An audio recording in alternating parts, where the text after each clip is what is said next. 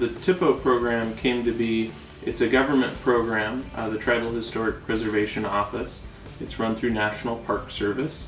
And it came to be because there was a realization that tribes know their own history and they do historic preservation, and that in the spirit of the federal government and their trust responsibility to Indian tribes, that they would make funds available to tribes to run their own historic preservation offices.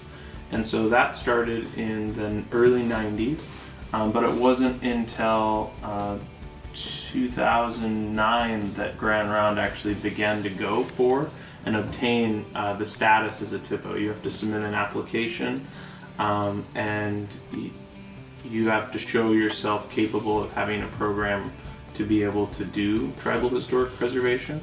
So we did that, and now we've had a standing THPO program through the National Park Service for about a handful of years, about 5 years. We've had 2 tribal historic preservation officers, which is the formal political designation that it is created by having a THPO program. The first was Eric Thorsgaard, who was a tribal member, and then myself, about 2-3 years ago now, I became the Tribal Historic Preservation Officer. Well, it came to be through a lot of hard work, in large part by a person named Eric Thorsgaard. He was responsible for seeing the need, to answer the why, for the tribe to have a recognized Tribal Historic Preservation Office. That's a distinct federal recognition, and that gives tribes a recognized position within a government-to-government relationship. So through that recognition, Eric went out, gathered the materials necessary to complete the application form, and that was submitted and was ultimately accepted by the National Park Service, who administers the Tribal Historic Preservation Office. What that has led to has been immense.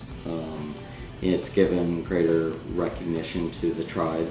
It's given greater recognition within the tribe of its cultural resources and the importance of its protection and what those resources can do for furthering tribal sovereignty. So it's been an immense benefit for us. Bracing those guys' office with everything that they do with historical preservation ties into our culture because it is about our culture. So everything they're doing is about our history. You know, anything that's going on within our ceded lands, territories, if there's somebody digging, there's ODOT is clearing a road, there's BLM is clearing some brush, where we have a potential site, there's something that's turned up. Those things go back through here, and then they go into the museum, and then they go into the collections. And so anything that these guys do in here is very important to the museum, whether it be objects or land itself that has historical value. So anything that Brees or any of these guys do over here supports everything that we do in culture, and you can't have one without the others.